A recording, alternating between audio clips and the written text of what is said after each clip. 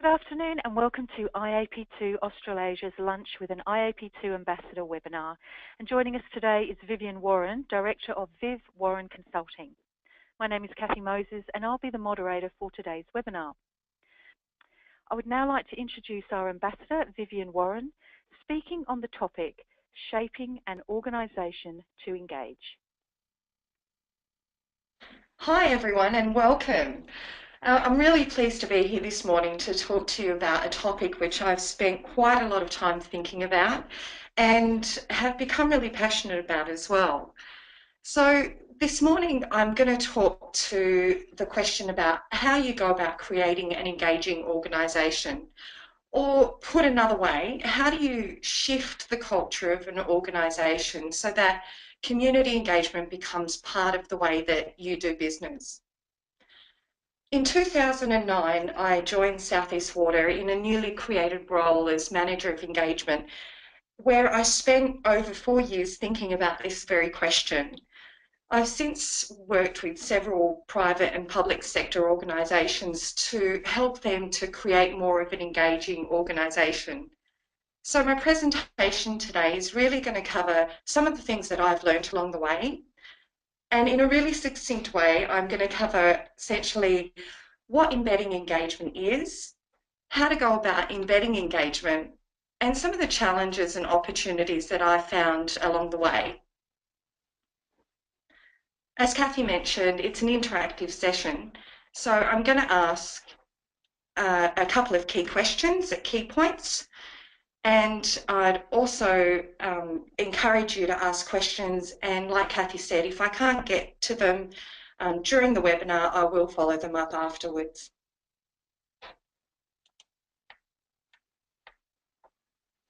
So what am I referring to when I'm talking about embedding engagement? So embedding engagement refers to the process of making community and stakeholder engagement part of the way that an organisation makes decisions.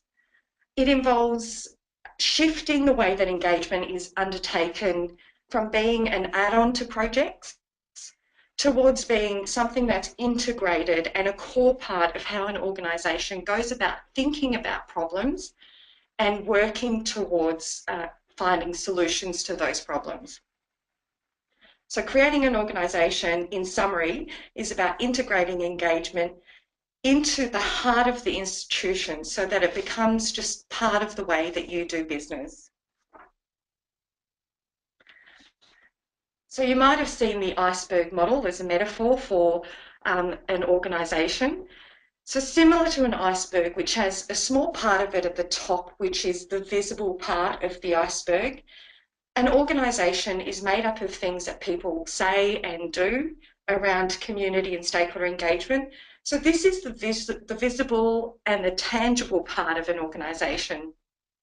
However, below the iceberg is the largest part of the structure, which is holding the iceberg in place. And this is often the unseen part or the unconscious of an organisation.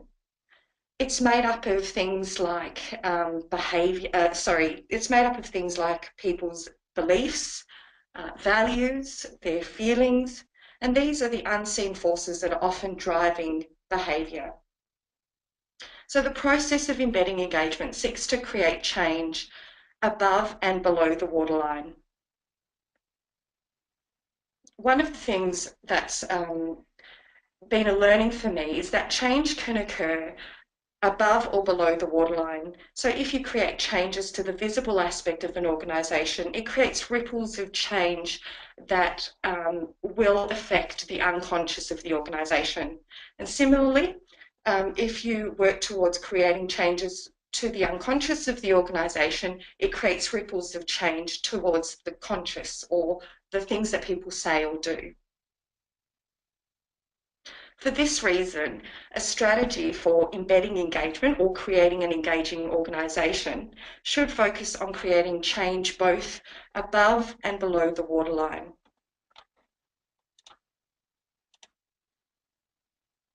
So to do this, embedding engagement should seek to create structural change And you can do this by doing things like creating an engagement approach that the organisation can follow, integrating engagement into existing systems and processes, providing training to staff, delivering engagement, and measuring performance. So these are the kinds of things that you can integrate into the visible, tangible elements of an organisation.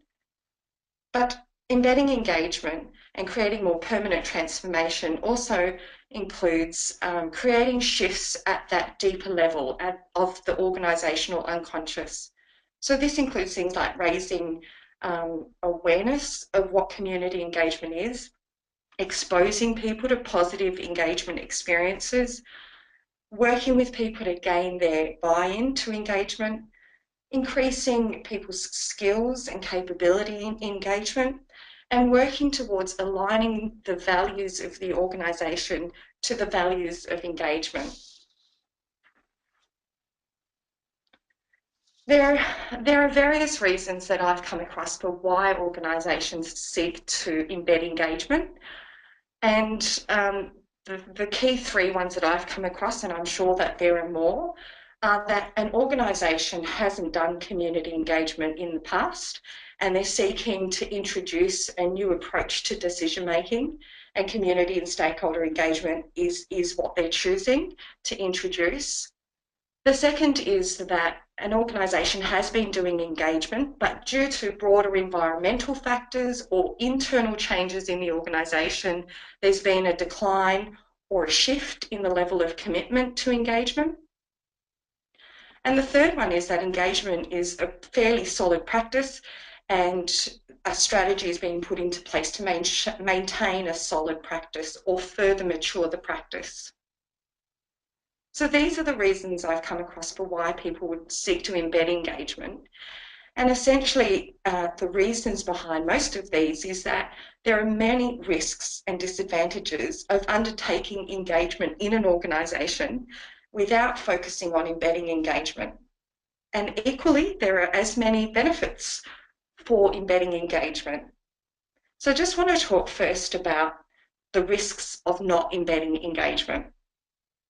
So when an organisation focuses their efforts on delivering engagement practice without creating a broader culture of engagement, there's a risk that there ends up being low levels of awareness of community engagement and why it's important across the organisation.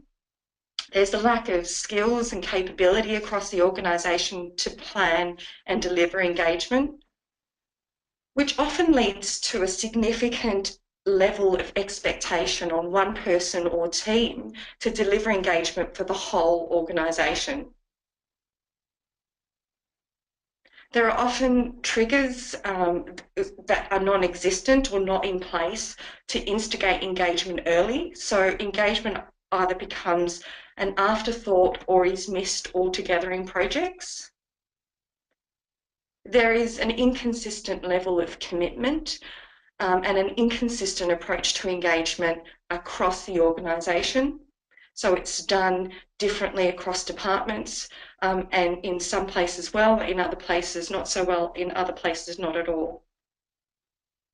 Decision makers may or may not follow through on incorporating engagement feedback, but essentially it's a lack of confidence that decision makers will follow through on the commitments made to the community or stakeholders about how their feedback will be incorporated. And finally, given exposure to changes in the environment, so as a result of political or economic changes or changes internally in the organisation, community engagement is at a higher risk that it will be seen as unnecessary or that it will be challenged. So embedding engagement doesn't necessarily make you immune to these risks. However, it does help you to mitigate these risks. So if I was to flip the risks of not embedding engagement, it tells us a lot about the benefits of embedding engagement.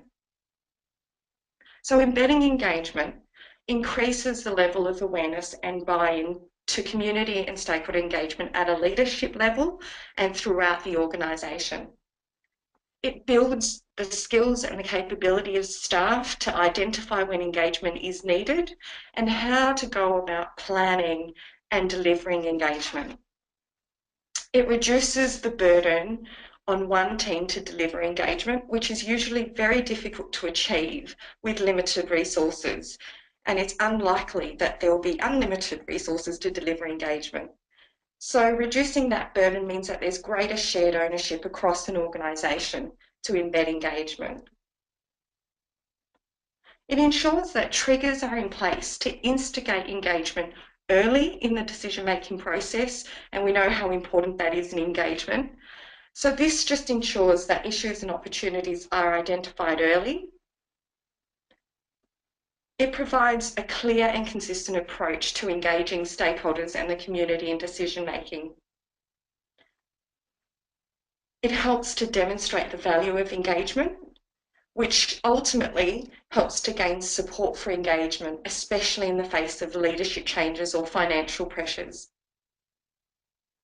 So before I go on to talk about some of the steps that may be involved in embedding engagement, I'd love to hear from all of you in terms of where you're up to in your embedding engagement journey. So, where are you on your journey to embedding engagement within your organisation? A, you haven't got started yet. B, you're just starting out. C, you're well on your way. D, you're re-energising the organisation after a shift or decline. Or E, you're maintaining a solid practice.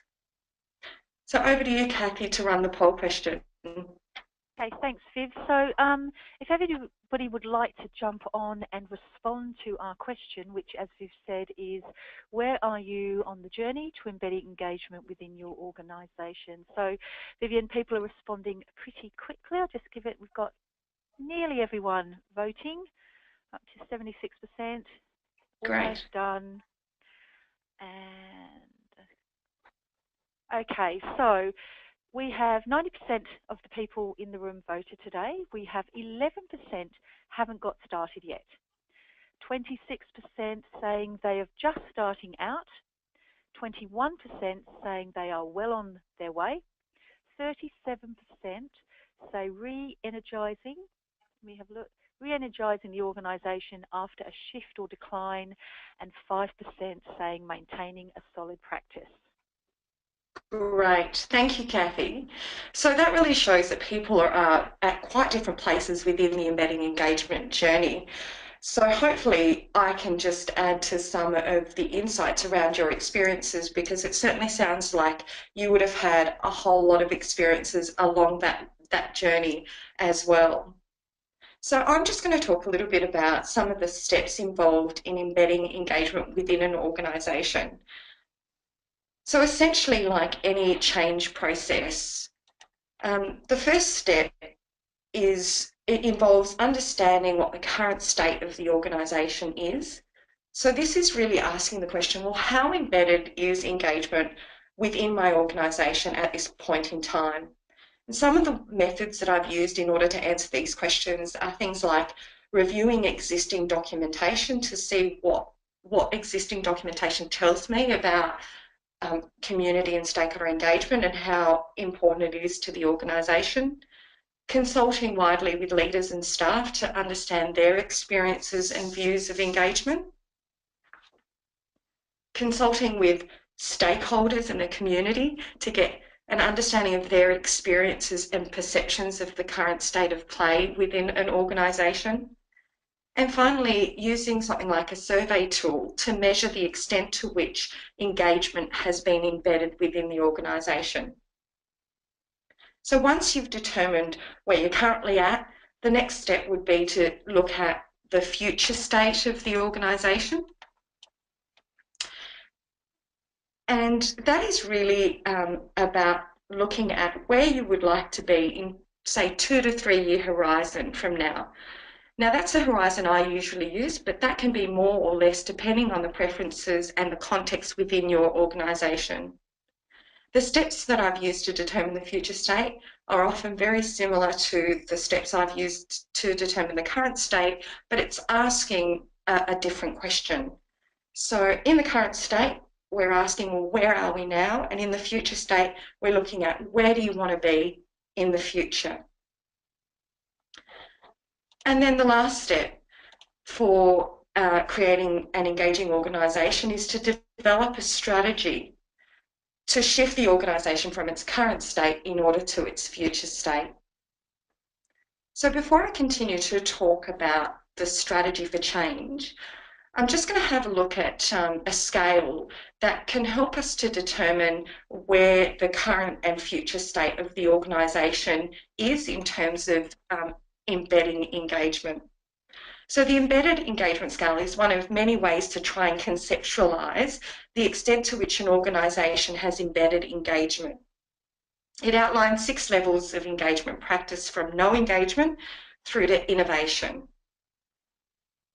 The embedded engagement scale shows the extent to which community engagement is integrated into the way an organisation makes decisions. So it ranges from no engagement, and that is when an organisation is not doing community and stakeholder engagement at all. Compliance, an organisation is doing community engagement because it's required to comply with legislation or policy. Risk management, an organisation is doing engagement not only to comply with legislation and policy, but also to manage risks around projects. The next level of embedded engagement practice is good practice.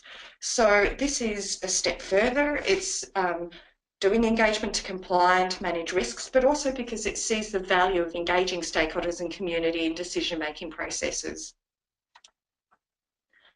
The next level is emerging practice, and this is where community engagement has already become a core part of how an organisation goes about making decisions. And the highest level of practice is innovation, and this is where an organisation has not only integrated engagement, it's become a core part of how they make decisions, but it also seeks to lead in this area. So just before we go to a poll question, I can see that we've got a question. So Kathy, could you let me know what that question is? Sure. Viv, Adrian would like to know how to deal with an organisation where there has been widespread negative experiences due to a false start to launching engagement. Yeah, so I would say that one of the important things, and it's something that I'm going to raise a little bit later on, is about making sure that you meet the organisation where it's at. And I think Adrian's question goes to the heart of that. If an organisation has had widespread negative experiences of engagement, you really need to take a lot of care in working with that organisation and go slowly in terms of trying to embed engagement. It's about acknowledging where people are and what their experiences are, and working with them to actually voice those concerns, similar to how you would manage an experience with the community that's had a negative experience, and then slowly take them on the journey towards refocusing on a new vision and giving them exposure to new and more positive experiences. But essentially, I would say listen lots and take it slow. Fantastic. Thanks, Viv. Okay, we're going to move on to the poll question now. So I'd just like to get a feel for where everybody is at in terms of their embedding engagement journey. So I'm going to ask 2 questions in a row. The first one is, how embedded is engagement within your organisation now? The answer options are A, no engagement or compliance, B, risk management, C, good practice, D, emerging practice, E, innovation. And then where would you like your organisation, or where do you think your organisation would like to be in 2 to 3 years' time from now? So I'll hand over to you, Kathy. Great, thanks, Viv. Yep, people have started to vote. Quite a lot of activity in the room, so just give it a couple more seconds for people. Okay. Rightio. So we have 95% of people have voted. Thank you all very much. 10% we have no engagement or just compliance. 35% have risk management, doing engagement to manage risks. 40% have good practice, doing engagement because we see it's important. 10% emerging practice, it's a core part of how we make decisions. And 5% innovation, core part of decisions, and we seek to lead. So thank you for that. We'll do our next poll now, which is, where do you think your organisation would like to be in 2 to 3 years' time? So just encourage everyone to jump on and start responding, please. Fantastic. Just a few more seconds. Almost there.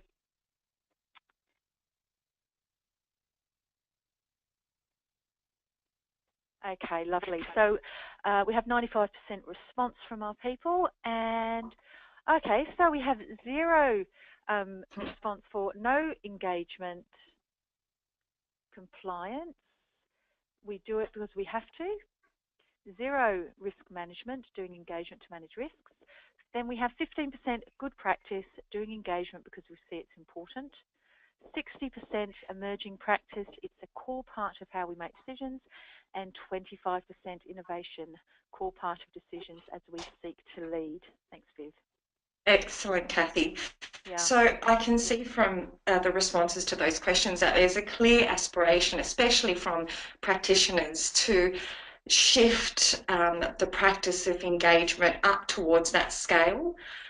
So that's very clear in terms of those responses. I guess the only thing, and it I guess touches on Adrian's question earlier about when you're looking at developing a strategy, it's really important to understand where the organisation is currently performing and meet it where it's at.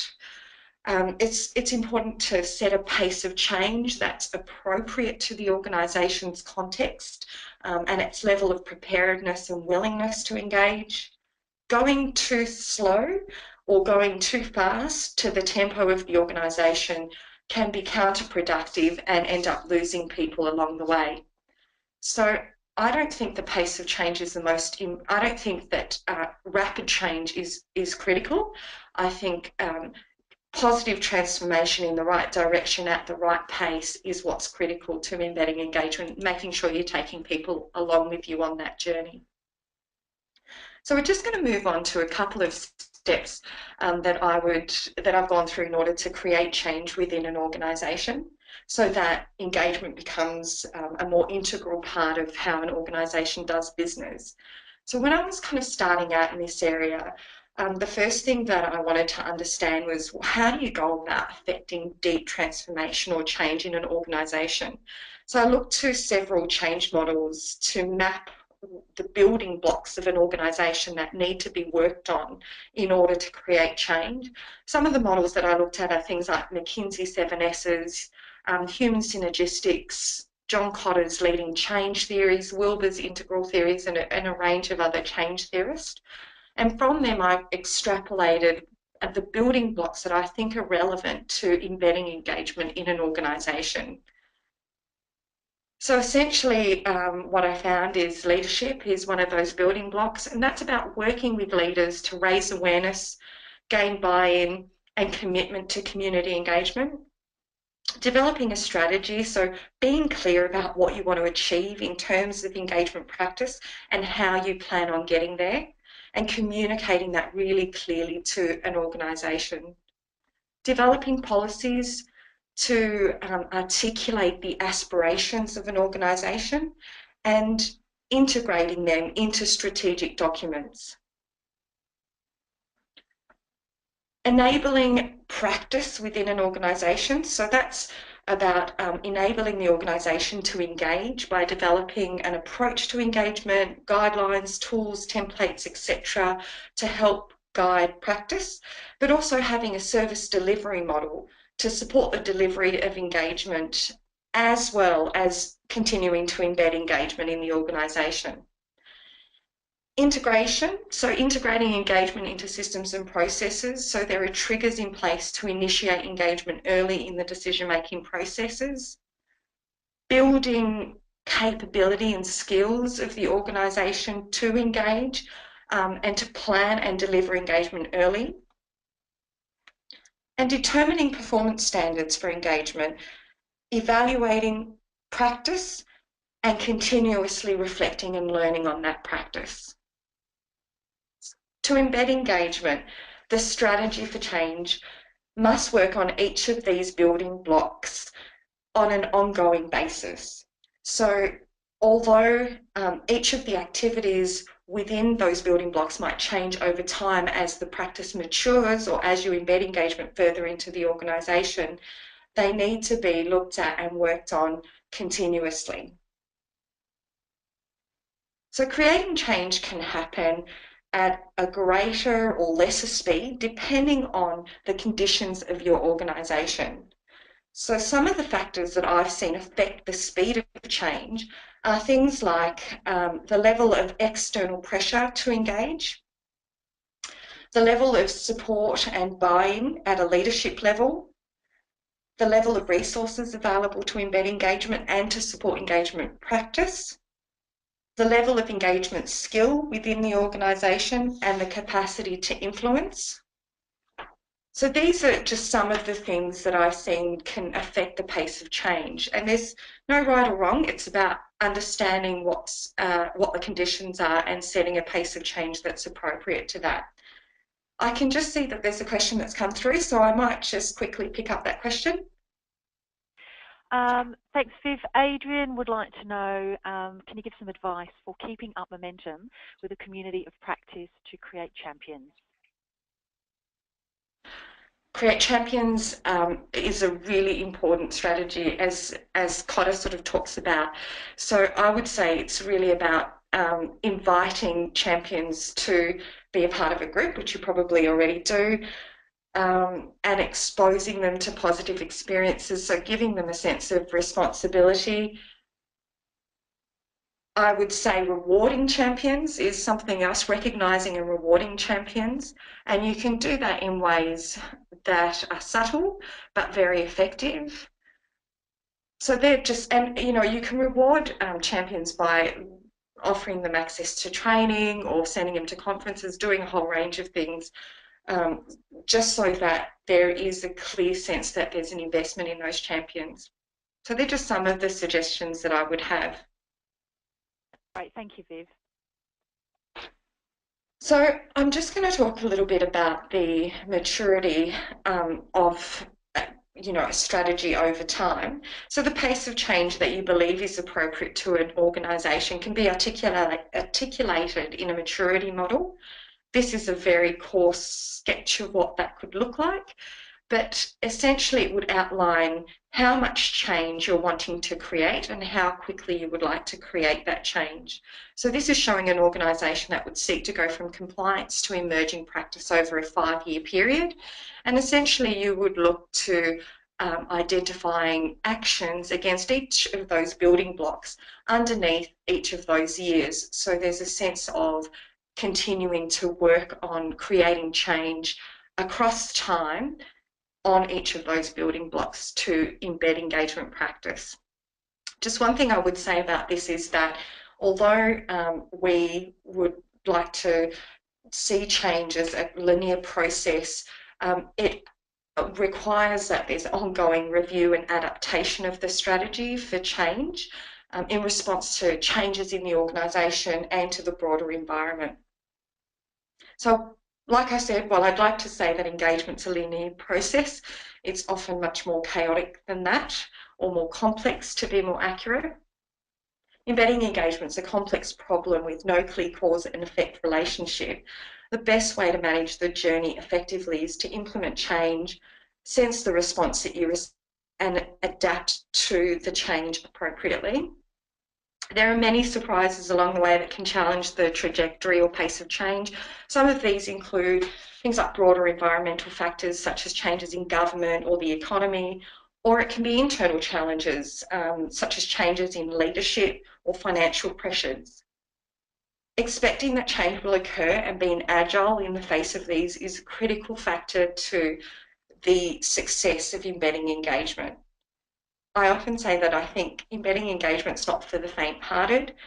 When I think of some of the qualities that are needed by a person or team leading change in this area, I think of 4, but I know that there are a lot more.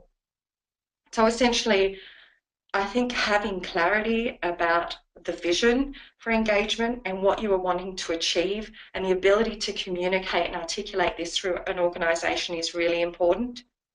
The courage to challenge the status quo and work with people through change. The persistence to stay the course, especially when there are challenges or changes and you might feel that you're taking a few steps backwards or that you're being pushed to take leaps forward. And the agility to respond to the environment and adapt your approach accordingly so that you continue the journey. There's no doubt that creating an engaging organisation takes hard work, but I believe that the personal and organisational rewards are well worth it. Ultimately, embedding engagement leads to more permanent transformation within an organisation, which I believe leads to much more improved community engagement practice. Thank you so much for listening today, and I hope I've managed to provide some insights that could be helpful. Thank you. Vivian, thank you so much. That's been absolutely fantastic, extremely insightful. May I just say in particular the iceberg imagery I think is probably particularly helpful with giving us an insight in how these things connect. Now, on behalf of IAP2 Australasia and Vivian Warren, I would like to thank you all for attending today's event, and your contribution is greatly appreciated. Now, if you have any questions, please don't hesitate to contact Carly, our membership coordinator, via email on carly@iap2.org.au.